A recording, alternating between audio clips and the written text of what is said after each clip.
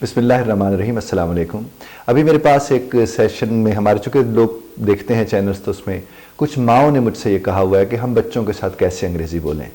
तो बच्चों के साथ अंग्रेज़ी बोलने के हवाले से मैं आपसे अर्ज़ करूँगा कि मेरी जिस तरह वो किताबें भी हैं चंक्स के ऊपर, उसी एतबार से मैं आपसे अर्ज़ करूँगा कि आप अपने बच्चों के साथ रोज़मर्रा की अंग्रेज़ी में छोटे छोटे लफ्ज़ दो दो तीन तीन चार चार इस तरह के आप बोलना शुरू करें और उसकी इब्तिदा कर सकते हैं 2 4 5 ऐसी प्रपोजिशंस हैं जिनको आप इस्तेमाल में लाना शुरू कर दें तो बड़ी आसानी हो जाएगी। अगर मसलन आपका बच्चा दौड़ता हुआ आपके पास आता है और वो कहते हैं कि वो कहते हैं मामा मोबाइल मेरा किधर है, आप सिर्फ इतना कह दें इन द ड्रॉर,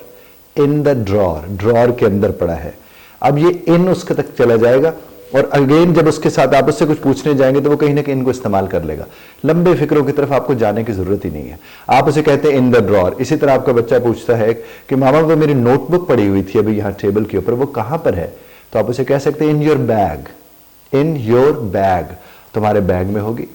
तुम वहां जाकर देख लो। इसी तरह से आप कल कला को जब अपने बच्चे से पूछते हैं कि रिमोट यहां पड़ा हुआ था, पता नहीं कहां चला गया, मुझे मिल ही नहीं रहा, तो बच्चा आपको शायद हो सकता है कह दे कि अंडर द बेड, कि बेड के नीचे पड़ा है, अंडर, या वो अंडर द टेबल, ये टेबल के नीचे पड़ा है। और सर्दियों में खास तौर पर ये कंबल के नीचे पाया जाता है, तो आप वो कह सकते हैं कि कंबल के नीचे है जी, तो अंडर द ब्लैंकेट।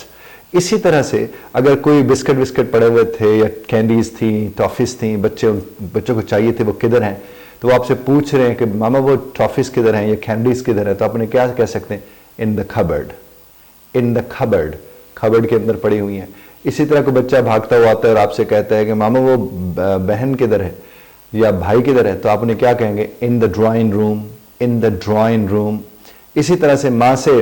बच्चा बाप से आकर पूछता है कि मामा किधर है, तो बाबा अगर उसे कहते हैं in the kitchen, in the kitchen, तो देखें ये इन का इस्तेमाल हो रहा है। तो इन का इस्तेमाल हो गया, अंडर का इस्तेमाल हो गया और इवन ऑन का इस्तेमाल भी। ये कम से कम 3 इस्तेमाल हैं जो आप अपने रोजमर्रा में बहुत ज्यादा करते हैं।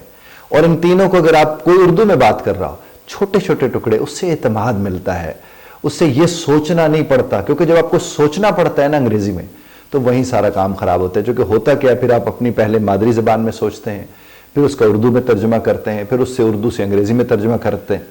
और इस अरसे में क्या होता है आप बेहतर तौर पर उसे पेश नहीं कर पाते हैं। तो जनाबे वाला इन हो गया, जनाबे वाला ऑन हो गया और अंडर हो गया। ऑन की भी 2 4 मिसालें मैं आपको दे देता हूं। अब मिसाल के तौर पर चाय का कोई कप रखा हुआ था और वो चाय का कप कुछ देर के बाद किसी ने पूछा भी वो कहाँ पर रखा और आपको नहीं मिल रहा, तो कप तो आपको पता है अंग्रेजी का ही लफ्ज है। और अगर वो कहते हैं on the shelf, on the shelf, वो शेल्फ के ऊपर है ऑन। इसी तरह से वो कहते हैं ऑन द टेबल, वो टेबल के ऊपर रखा हुआ है। तो ऑन, इन और अंडर, इन 3 की मदद से, ये 3 लफ्ज हैं जिनकी मदद से एक वालदा अपने घर के अंदर अपने बच्चों के साथ और बच्चे अपनी वालदा के साथ सारा दिन जी भर के अंग्रेजी बोल सकते हैं। इस्तेमाल में लाइए, आप इस्तेमाल में लाएंगे तो आपका खौफ खत्म होगा, और अगर आप इस्तेमाल में नहीं लाएंगे तो ये खौफ आपको इतना खौफजदा कर देगा कि आप बड़े भी हो जाएंगे या उससे भी ज़्यादा बड़े हो जाएंगे या आपके बच्चे बड़े हो जाएंगे, उन्हें ये खौफ रहेगा। और अगर घर में आप शुरू से छोटा मोटा ये जो मैंने आपसे कहा, इन का इस्तेमाल, ऑन का इस्तेमाल और अंडर का इस्तेमाल, सिर्फ इतना ही फिलहाल ये 3 जो हैं, इनकी मदद से आप जितने फ़िक्रे बना सकते हैं बनाइए। चूँकि मैंने इर्द गिर्द जितने भी लफ्ज़ इस्तेमाल किए हैं, जैसे रिमोट कंट्रोलर की है, जैसे टीवी है, एलईडी है, जैसे कप है, जैसे कैंडी है, मैंने इतने सारे नाउन्स तो आपको बताए हैं। वो बेशक उर्दू में आप बात कर रहे थे, दरम्यान में छोटा छोटा हल्का सी अंग्रेज़ी का बोल दीजिए, बहुत ज़्यादा आपको फाका होगा। और ये ख़ास तौर पर मैंने उन माओं के लिए ये वीडियो बनाई है जिनके ये मुझे बार बार मैसेजेस यहाँ पर आए, मेरे व्हाट्सएप पर भी आए, और चूँकि व्हाट्सएप नंबर हमने दिया हुआ है ना, यहाँ अपना स्क्रीन के ऊपर आप देख सकते हैं, वो लोग आए, या फिर वो जो मेरे यूट्यूब के ऊपर वो जो कमेंट्स बॉक्स में जाकर कहती थी खातिन, तो स्पेशली उन्हीं के लिए एक वीडियो बनाई है कि माएँ इन 3 लफ्ज़ों की मदद से अपने बच्चों के साथ और बच्चे माओं के साथ सारा दिन अंग्रेज़ी बोल सकते हैं बग़ैर किसी खौफ के। बहुत शुक्रिया ध्यान से सुनने का। इख्तिलाफ़ राय का हक़ आप महफूज रखते हैं, बज़रत तर्ज़ इख्तिलाफ़ राय का ख्याल रखिएगा।